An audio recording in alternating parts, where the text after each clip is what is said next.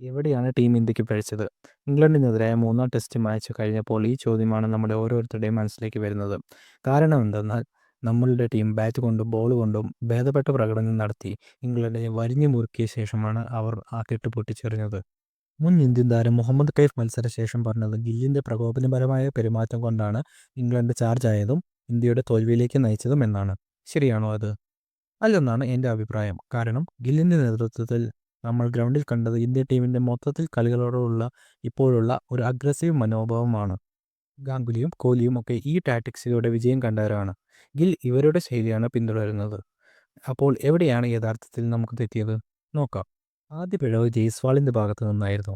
അദ്ദേഹത്തിൻ്റെ attacking tactics വേണ്ട വിധത്തിൽ ഫലം കാണാതെ പോയി. ശരിയാണ്, അദ്ദേഹം പലതവണ വിജയിപ്പിച്ച തന്ത്രം ആണെങ്കിൽ കൂടി പിച്ചിൻ്റെ സ്വഭാവം മനസ്സിലാക്കാതെ കളിച്ച പോലെയാണ് എനിക്ക് തോന്നിയത്. പ്രത്യേകിച്ച് രണ്ടാം ഇന്നിങ്സിലെ അദ്ദേഹത്തിൻ്റെ ബാറ്റിംഗ് കണ്ടപ്പോൾ. രണ്ടാമത്തെ പിഴവ് ഒന്നാം ഇന്നിങ്സിലെ പന്തിൻ്റെ റണ്ണൗട്ടാണ്. രാഹുലിൻ്റെ സെഞ്ചുറി വേഗത്തിലാക്കാനുള്ള ആ തിരക്കിട്ട ഓട്ടം ഇന്ത്യയുടെ ഒന്നാം ഇന്നിങ്സ് ലീഡ് എന്ന മോഹം തല്ലിക്കെടുത്താൻ വലിയ കാരണമായി. മൂന്നാമത്തെ പിഴവ് ഇന്ത്യൻ ടീം ഒന്നാം ഇന്നിങ്സ് ബാറ്റിങ്ങിൽ ഒടുവിൽ കാണിച്ച ഒരു മണ്ടത്തരമായിരുന്നു. ആ സമയത്ത് പെട്ടെന്ന് കളി തീർത്ത് വീട്ടിൽ കയറാനുള്ള ഒരു കുട്ടിയുടെ ധൃതിയാണ് ഇന്ത്യ കാട്ടിയതെന്ന് തോന്നിപ്പോയി. ശരിയാണ്, വലറ്റത്തുള്ള ചെറുത്തുനിൽപ്പിന് ഒരു ഗ്യാരണ്ടിയില്ലെങ്കിലും ആ സമയത്തെ ധൃതി മാറ്റിവെച്ച് വാഷിംഗ്ടൺ സുന്ദറിന് ഒരു സപ്പോർട്ട് കൊടുത്ത് 4-ാം ദിവസത്തേക്ക് ഇന്ത്യ കളി നീട്ടിയിരുന്നെങ്കിൽ ചിലപ്പോൾ ഒരുപക്ഷെ ഇന്ത്യക്ക് വിലപ്പെട്ട 20 റൺസ് കൂടി ചേർക്കാമായിരുന്നു. ഇന്ത്യയുടെ വാൽറ്റത്തിന് എന്ത് സാധിക്കുമെന്ന് തൊട്ടടുത്ത ഇന്നിങ്സിലൂടെ സിറാജും ബുംറയും തെളിയിച്ചതാണ്. പക്ഷേ പ്രധാന പിഴവ് ഇതൊന്നുമല്ല.